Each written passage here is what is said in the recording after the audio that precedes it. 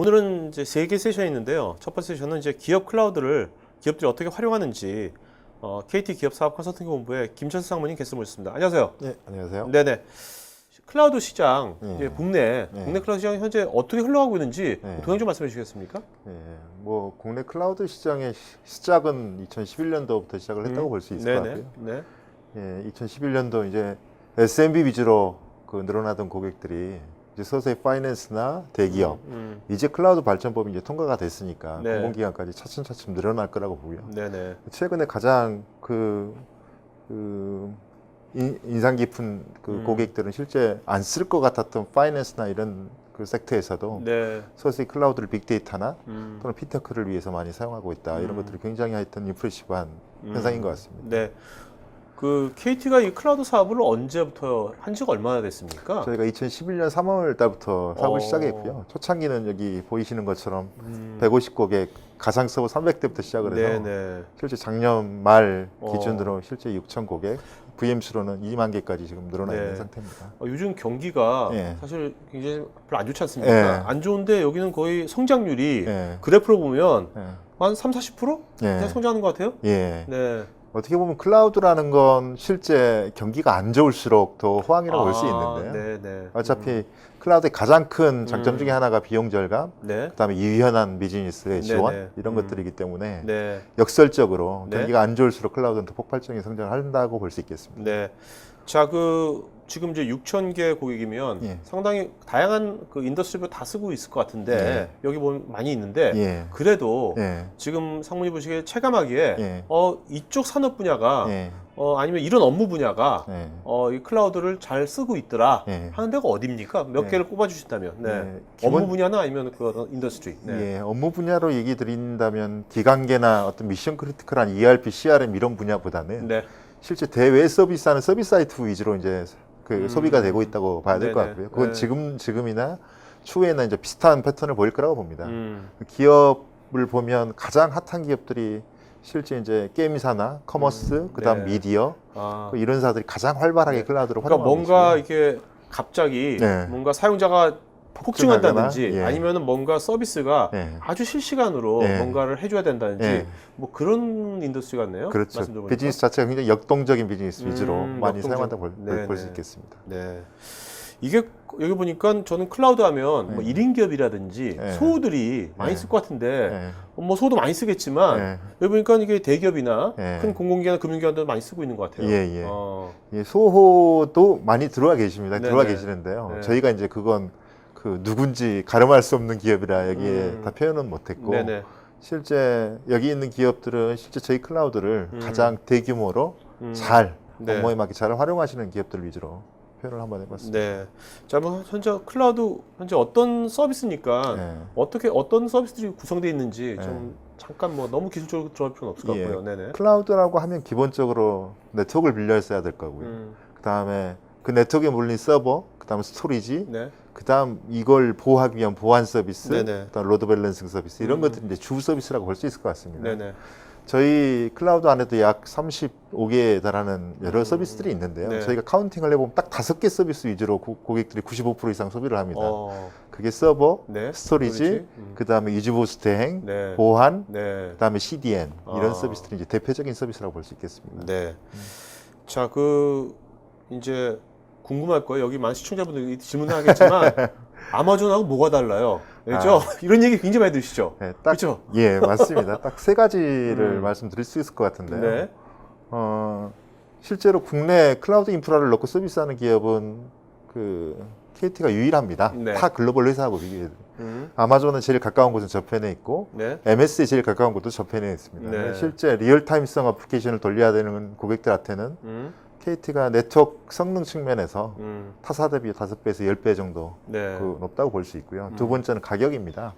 클라우드를 단순히 그냥 가상 서버 가격으로만 비교하지 마시고 거기 클라우드 안에는 네트워크도 종량제로 가금하는 게 숨어 있습니다. 네. 이런 토탈 TCO 측면에서 비교를 해보시면 적어도 한 2배에서 한 3배 정도 KT가 저렴할 거다라는 네. 게 이제 시장의 소리인 것 같고요. 네. 세 번째는 이제 대고객 서비스입니다. 클라우드라는 게 원래 셀프 서비스 개념이기 때문에 네. 실제 장애가 나도 누구한테 전화하면 즉답을 줄 수 없는 네. 혼자서 끙끙 앓아야 되는 그런 이제 그 걱정이 있으실 텐데 참고로 KT 서비스는 24시간 365일 인프라를 운영하는 엔지니어가 직접 전화를 받습니다. 네. 그래서 뭐가 이상하거나 느려졌거나 장애가 났을 때 전화를 하시면 바로바로 실제 엔지니어가 24시간 365일 응대하는 그런 애프터 서비스가 완전 차별화된 포인트라고 볼 수 있겠습니다. 네. 어떤 뭔가 사람, 그러니까 이메일로만 하는 것이 아니라 네. 사람이 직접 이제 급할 때는 네. 이제 우리나라 그런 게 필요하겠죠. 네. 네. 그렇다고 하더라도 네. 이제 국내에서는 네. 이제 데이터 센터가 여기 보시는 바와 같이 뭐 여러 데 있으니까 국내는 확실히 다른 이제 글로벌 서비스보다 빠르게 했다는 것은 예. 딱 오는데 예. 이제 우리나라 기업들도 많이 이제 글로벌 진출하지 않습니까? 네. 그렇다면 이제 이런 것들을 해외 쪽에도 이런 것들을 많이 뭐 설치하거나 하실 의향 같은 건 있으신가요? 계획이라든지? 예. 저희가 초창기 서비스는 이제 한국에서 시작을 했지만 지금 현재도 커버리지는 유클라우드 저펜이라는 일본 서비스까지는 론칭이 돼 있습니다. 네네. 지금 빠르면 올 12월 달에 저희가 뭐 어떤 보여주기 위한 게 아니라 고객들의 네. 저희를 사용하시는 고객들의 네.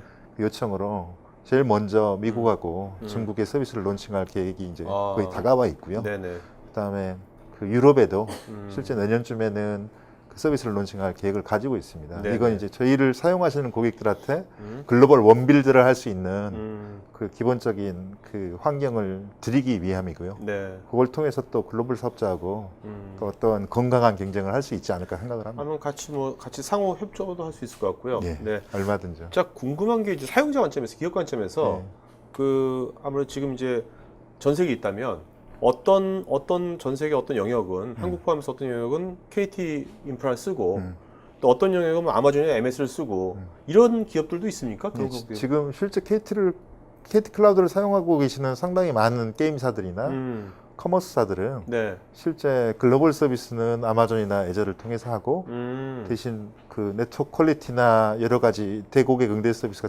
그 로컬 최적화된 네네. 그런 측면의 강점을 가진 로컬 서비스는 KT 클라우드를 통해서 동시에 론칭을 하고 계시고요. 어떻게 보면 고객들이 굉장히 그 스마트해지시는 거죠. 네네네. 필요에 따라 상황에 따라 골라 쓰는. 네네. 그게 어떻게 보면 클라우드의 또 하나의 밸류가 아닐까 생각을 합니다. 그렇겠네요. 네. 네. 그럴 경우에는 이제 그 기업이 이제 어떤 그 자체적으로 뭔가 자기네 웹 서비스에서 뭔가 어느 존에서 들어오는 것은 뭐 예를 들어 아마존으로 가고 어느 존 들어오는 KT로 가고 그건 기업이 세팅을 해야 되는 거죠. 예, 기업이 이제 그 초이스를 하셔야 되는 거고요. 그건 이제 실제 요즘에 클라우드 서비스 사업자별로 프리 트라이얼이 많이 오픈돼 있으니까 써보시면 네. 실제 고객 단말에서 내 인프라까지 네네. 왔다 갔다 하는 그 리스폰스 타임이나 이런 것들이 실질적으로 다 측정이 되시기 때문에 그건 실제 시험을 해보시고 네. 그 상황에 그 알맞는 최적의 서비스를 초이스하시면 될 것 같습니다. 네. 아까 지금 내일부터 전략적으로 중국 시장과 미국 시장에 이제 어떻게 보면 전략 진출하실 것 같은데 네. 중국은 지금 이제 궁금한 게 갑자기 네. 중국은 어떤 사업자가 이런 그 클라우드 서비스 쪽에 네. 지금 급부상한다 그럴까? 네. 주도적인 그 서비스 사업자가 누굽니까? 중국은 지금. 중국은 좀 특징이 있는 것 같습니다. 내부 그 레귤레이션 그 상 네. 실제 글로벌사가 단독으로 법인을 세워서 사업을 할 수 없고요. 그렇죠. 51대 49로 반드시 이제 조인트 벤처나 이런 형태로 이제 진출을 해야 됩니다. 네. 실제 중국의 아마존도 그 작년에 그 들어와 있고 뭐 애저는 아직 그 여러 가지 플랜만 가지고 있지 네네. 실질적으로 들어가 있지는 않은 것 같은데요. 네네.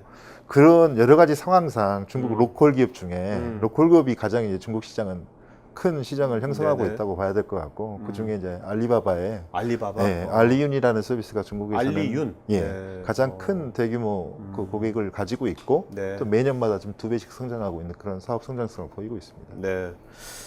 자, 이건 그냥 뭐 KT 입장이 아니라 상무님 아무래도 이 필드에서 오랫동안 쭉 하셨으니까 상무님 이제 흐름이 요새 굉장히 바뀌지 않습니까? 네. 상무님 보시는 앞으로 이제 클라우드 시장에서 네. 어떤 기업들이 네. 앞으로 이걸 주도할 거라고 보시는지, 물론 KT 포함해서 KT 예. 얘기하지 마시고 KT는 예. 알겠고 나머지는 좀 그냥 개인적인 그냥 관점을 말씀해 주신다면. 글로벌하게 보면 일단 그 2005년도부터 서비스를 시작한 아마존의 그 독주는 당분간 계속 될 거라고 보고 있고요. 네네.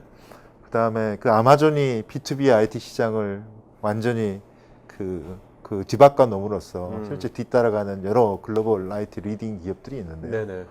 그 중에서도 제가 주목하고 있는 건 이제 MS는 굉장히 큰 공격적인 또 네. CEO가 네. 모든 걸 다 클라우드 모바일 음. 올인하겠다는 그 음. 비전을 가지고 굉장히 네. 공격적으로 뛰고 있다고 보고요. 네네. 그다음 IBM이나 HP, 오라클 같은 전통 IT 기업들은 제가 볼 땐 타이밍에서 약간 늦은 것 같긴 해요. 네네. 그다음에 네. 실제 지금 당장 클라우드로 올인하자니 기존 사업과의 카니발라이제이션 이런 걱정도 되는 것 같고 네네. 실제 약간 후발주자로 쫓아가는 것 같고요. 실제 네. 마지막 승자는 누가 될지 모르겠지만 음. 실제 그 글로벌 IT 지형에 혁신하고 완전히 그냥 그 구도에 완전히 뒤바꿔짐이 지금 발생하고 있다고 생각을 합니다. 네. 지금 이제 클라우드가 기업에서 이제 큰 기업들은 이제 프라이빗 클라우드도 쓰고 저 퍼블릭 요새 하이브리드도 많이 하고 있잖아요. 네. 추세가 어떻습니까? 상무님 보시기에 네. 우리나라가 지금 이런 추세로 간다면 네. 한 언제쯤 되면 네. 기업의 한 50% 이상이 네. 이제 클라우드 서비스로 다 활용하는 시대가 그 시점은 언제쯤 보십니까? 상무님 그냥 보시기에. 한국의 IT 시장이 굉장히 독특합니다. 네. 독특하고 실제 IT를 서비스로서 쓴 만큼 돈 내고 써야 된다. 이런 거에 대한 어떤 그 익숙함이 덜한 문화 같은 것도 없고 지금. 컬처가 굉장히 이제 덜한 시장이 네네. 한국이라고 볼 수 있는데요. 네네. 그런 것들이 이제 보편화되는 게 가장 급선무라고 보고 보편화가 됨으로써 당연히 이제 시장은 커질 거라고 보는데요. 네. 저는 향후 한 3년 이내에 네. 그 대기 엔터프라이즈 기업의 네. 약 40% 정도는 실제 클라우드를 액티브하게 네. 그 보편적으로 사용할 수 있을 거라고 생각을 합니다. 저쪽은 어떻습니까? 소호라든지 중소기업 쪽은 어떻게 보십니까? 이런 기업이나 뭐 작은 예. 기업들은. 항시 그런 질문 받을 때마다 제가 얘기 드리는 건 그쪽은 이미 벌써 잘 활용하고 계시고요. 아, 네네. 실제 그 작은 기업들이라 시장이 안 알려져서 그렇지 굉장히 그 이노버티브하게 네. 클라우드 인프라를 통해서 IT 혁신을 하고 그다음 비즈니스 혁신을 하고 또 또 그게 그분들의 생존하고도 연관되어 네네. 있는 직결되는 문제이기 때문에 네. 굉장히 잘 활용하고 계십니다. 자, 우리가 이제 이 클라우드 TV 토크쇼를 좀 기획한 이유가 그 미래부에서 또 이제 그 이게 이제 클라우드를 활성화시키기 위해서거든요. 발전도 통과했고 상무님 보시기에 이런 점 때문에 지금 클라우드가 좀 활성화가 좀 이렇게 더디고 간다는 여러 이유가 있겠지만 그 중에 상무님 보시기에 하나를 꼽으신다면 뭡니까? 첫 번째 얘기 드렸지만 네. 한국만의 독특한 IT 문화라고 봅니다.